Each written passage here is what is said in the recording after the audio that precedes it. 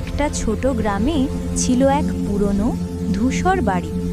কেউ সেখানে যেতে সাহস করত না, কারণ শোনা যেত রাতের বেলায় জানালার ফাঁক দিয়ে আলো জ্বলে ওঠে আর হাওয়ায় ভেসে আসে কারো হাসির শব্দ। একদিন গ্রামের ৩ বন্ধু রবি, মিন্টু আর সুধা ঠিক করল তারা ওই বাড়িতে যাবে।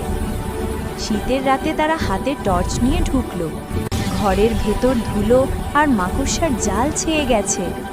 হঠাৎ ওপরের ঘর থেকে পায়ের আওয়াজ, ধূপ ধূপ ধূপ। মিন্টু বলল, কে ওখানে?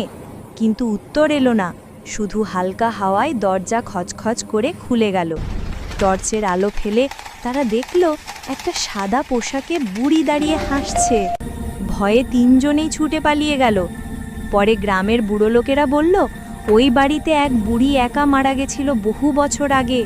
এখন সে ওখানেই থাকে, শুধু একাকিত্বে হাসে।